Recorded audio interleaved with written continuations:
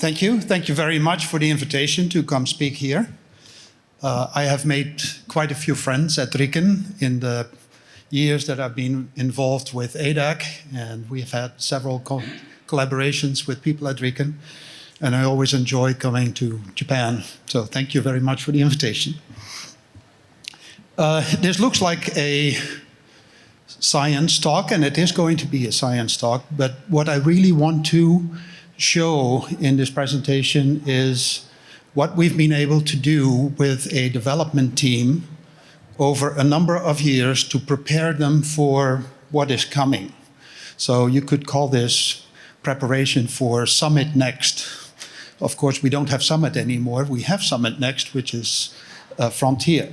And so I'd like to show a few things that the decisions that we made in porting a particular application that has led to the performance that I will show on Frontier.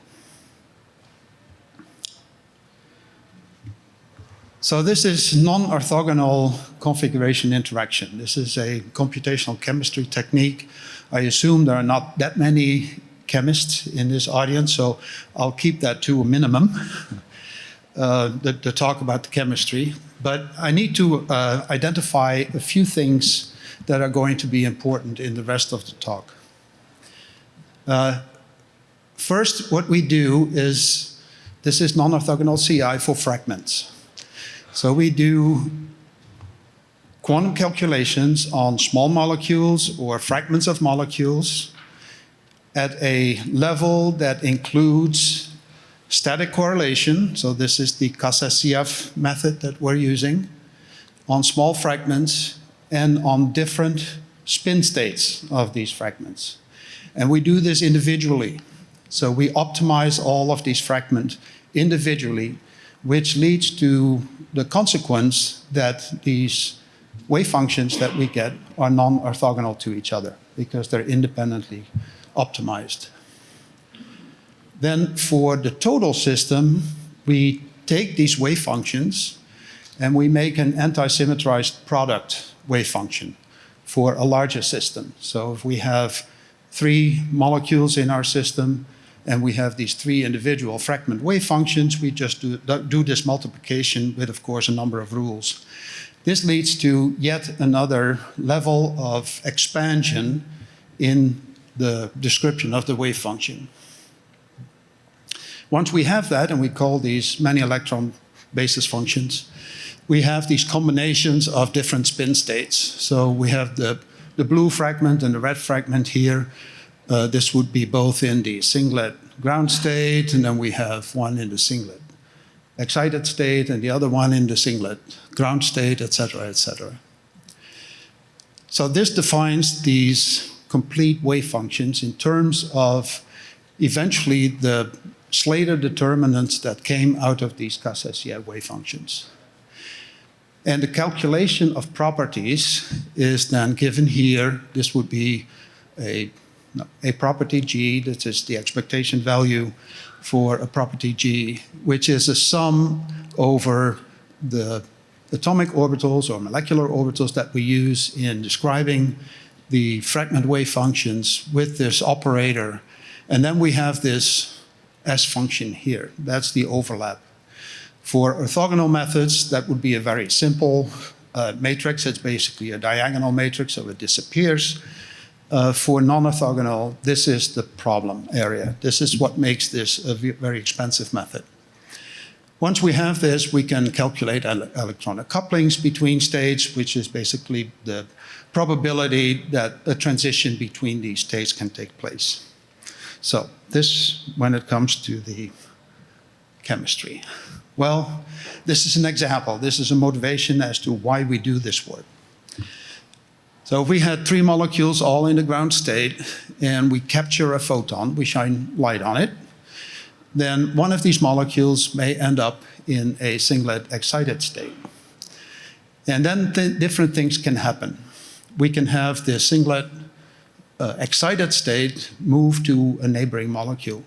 So we just hop over to the next one, which would be over here. we can get charge separation. If this electron, which is now in an excited state, would hop to the next molecule, we get a duplet state here. This is a single electron with a spin down. So you have spin up and spin down, so it becomes a doublet.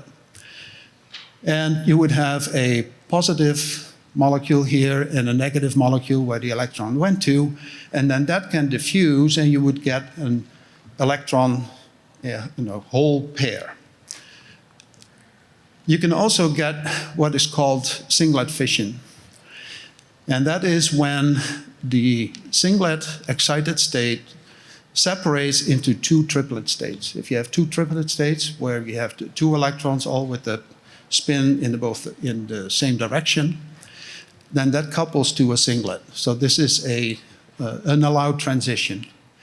And the value of looking at this work is that if you then get the fusion of these triplets, they move away from each other, you can, in principle, from a single photon that you captured here, get two electron hole pairs. And so you would be able to use this for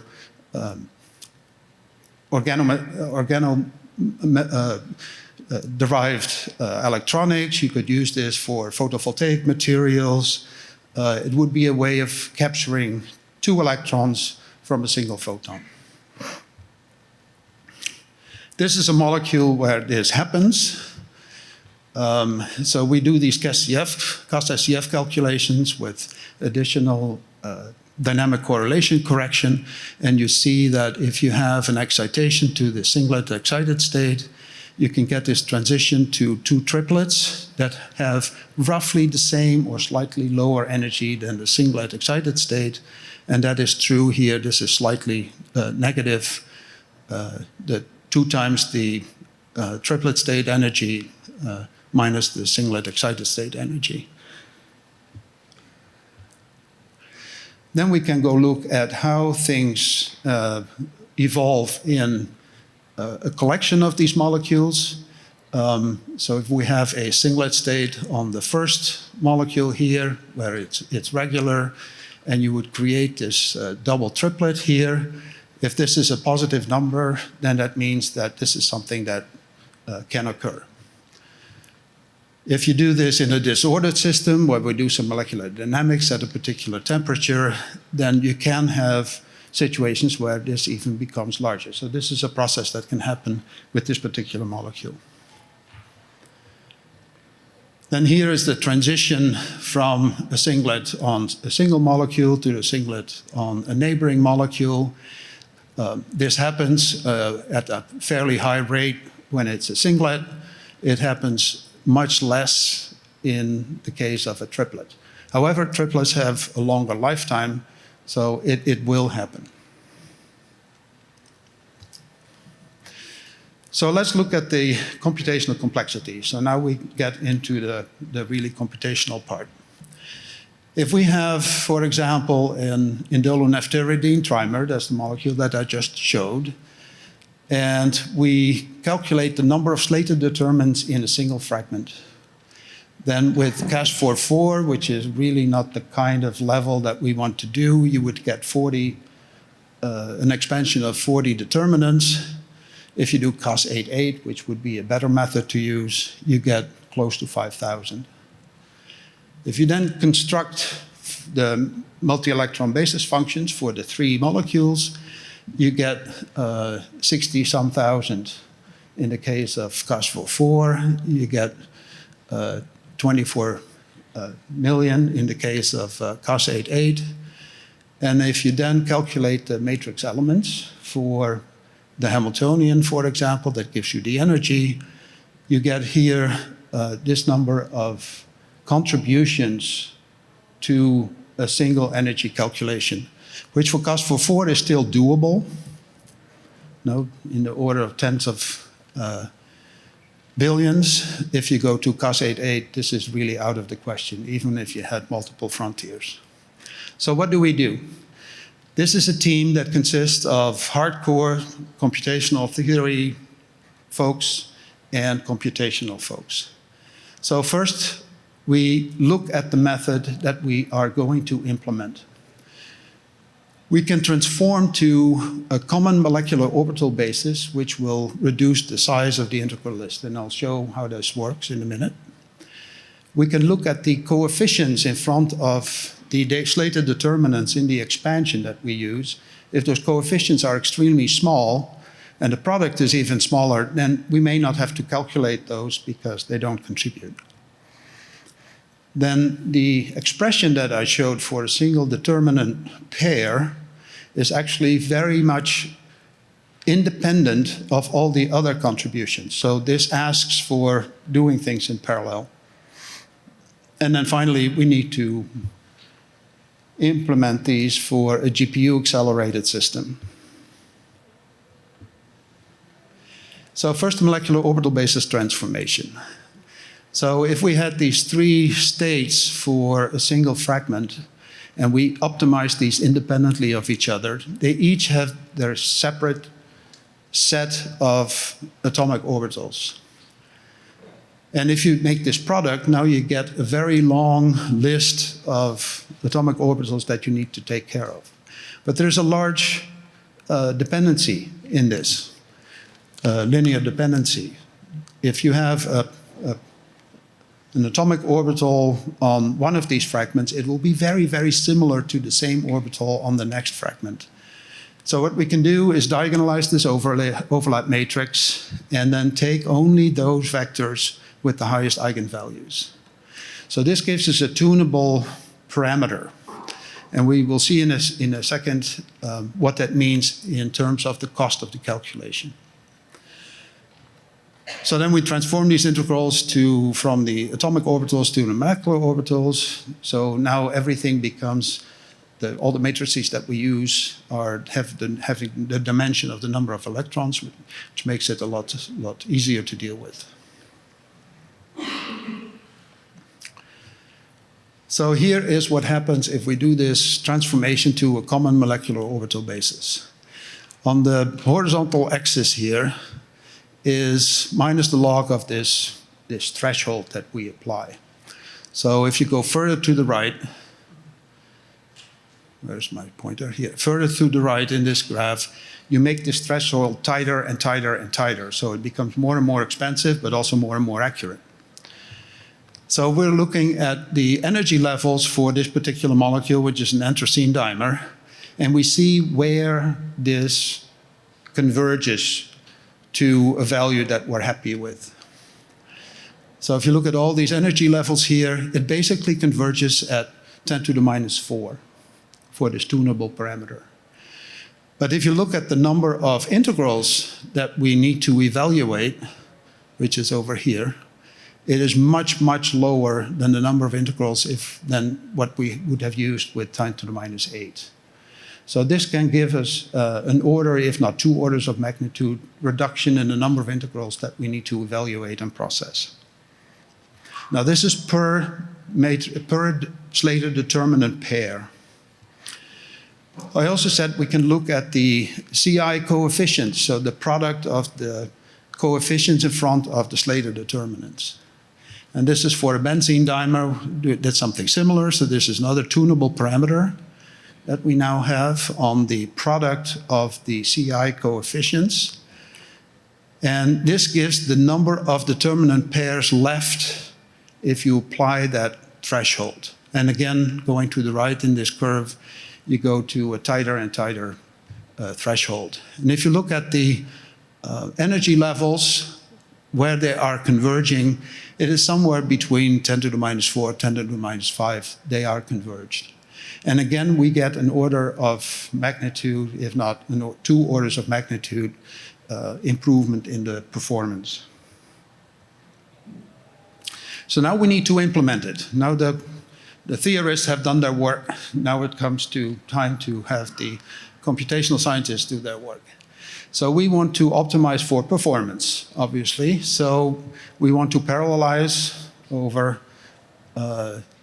distinct memory spaces using MPI. We want to parallelize on accelerators, typically GPUs.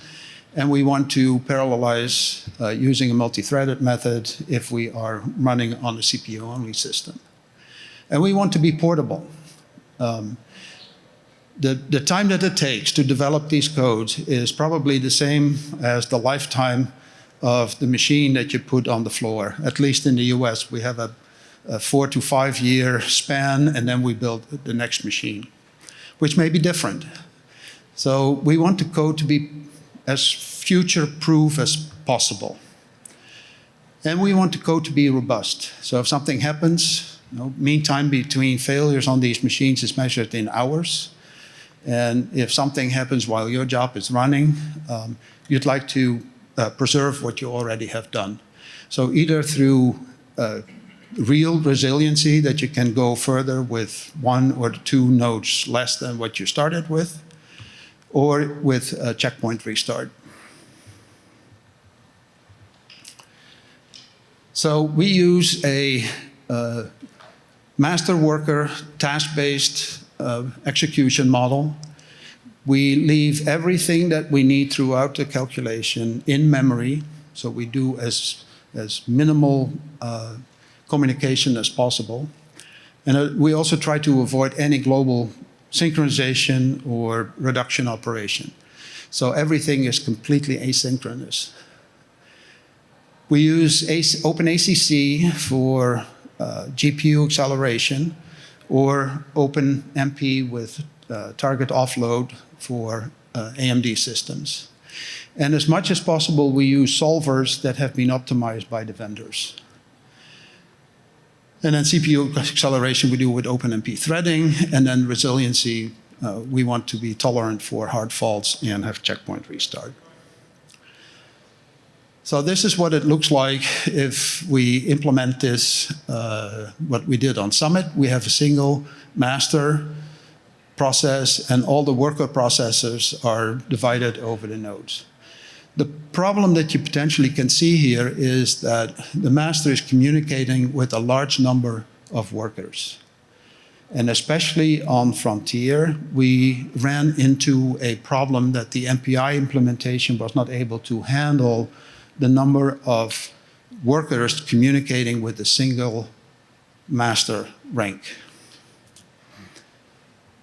So what we implemented as an option is to use manager ranks. So now we have manager ranks on each of the nodes that handle all the communication within the node, and then only those manager ranks communicate with the master rank. So now we have a lot less communication paths to the master, and that has solved some of these intermittent problems that we saw on Frontier. The way we do the communication between the master and the worker is the worker is actually fairly simple. It is receiving a task on a blocking receive. It calculates what it needs to calculate, sends the results back, doesn't wait for an acknowledgement, goes immediately on a blocking receive to get the next task. It cannot receive a next task from the master if the results were not received. So we don't need to have this be a blocking send. On the master, we receive the results on a blocking from any source, MPI receive, process the results, and immediately send the next task back to the process that just provided these results. Once everything has been done, it goes into a second loop that is very, very similar, but it sends duplicates. So one of the worker ranks died, then it knows what part of the calculation that rank was working on, and it will send it to somebody else that's ready to receive something. And so this way, you, in principle, have fault resiliency built in. Of course, your runtime system needs to be able to handle that. And with manager ranks, nothing really happens, except that the worker is now communicating with the manager rather than with the master. And from the perspective of the master, the manager just looks like a worker. So it's very simple to implement. So this is what happened after we had the code that we developed on Summit running on Frontier. And so this is a scaling of calculation of this indole naphthyridine, in this case the dimer, up to 8,000 nodes with 8 ranks or 8 GPUs per node. And you see it's almost linear, the scaling. In fact, it looks that it is not completely linear, and that is because there is a setup phase, because all the integrals need to be read from file and need to be communicated to all of the worker ranks. And that takes time.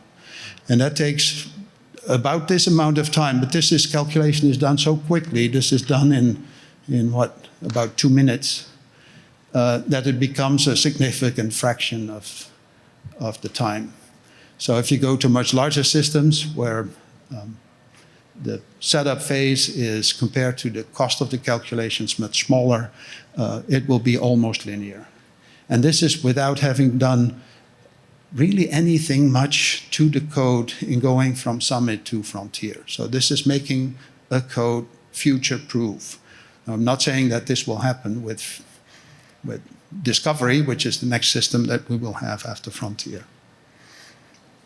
So where does the code run?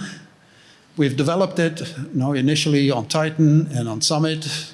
We did some work on Pittsdained. We did it on Jules. Jules was a nice machine at Jülich because it had 3 different partitions, an A100 partition, a V100 partition, and a CPU-only partition. And our code is so flexible that it can use all of these partitions simultaneously on the same job, and they all run as fast as they can on their respective partitions. So that was a great experiment. We currently run on Frontier, Mare Nostrum, and Leonardo, so different GPU-based machines. I would really love to get my hands on Fugaku and see what it does with that number of nodes on a CPU-only system. That would be a wonderful experiment. And then we're working with folks at Lumi and CSCS on the ELPS machine, and also at Jülich on Jupiter, the first European exascale machine.